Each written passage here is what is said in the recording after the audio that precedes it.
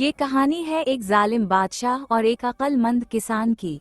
बादशाह अपनी रियाया पर बहुत जुल्म करता और जरा जरा सी बात पर सजा देता था। पूरा गांव इसके खौफ में जीता था, सिवाय एक किसान के जो हर रोज खुशी से खेतों में काम करता, गुनगुनाता और मुस्कुराता रहता। एक दिन बादशाह ने उसे महल में बुलाया और गुस्से से पूछा, सब लोग मुझसे डरते हैं लेकिन तुम नहीं, तुम हमेशा खुश क्यों रहते हो?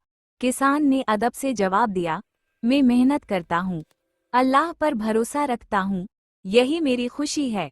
बादशाह ने सोचा, मैं देखता हूँ इसकी खुशी कब तक रहती है। उसने हुक्म दिया, पहाड़ की चोटी पर जाकर मेरे लिए एक बाग बनाओ, अगर नाकाम हुए तो जान से जाओगे। किसान ने कुछ ना कहा, बस मुस्कुराकर अल्लाह का नाम लिया और काम शुरू कर दिया। दिन रात मेहनत की, धूप में पसीना बहाया और चंद महीनों में पहाड़ सरसब्ज हो गया, फूलों से महक उठा। जब बादशाह आया और वो बाग देखा तो हैरान रह गया। बादशाह बोला, ये तुमने कैसे किया? किसान ने कहा, ये सब मेरी नहीं, यकीन और मेहनत की ताकत है। बादशाह के दिल का गुरूर टूट गया और वो समझ गया, खुशी तख्त से नहीं, दिल के सुकून से मिलती है।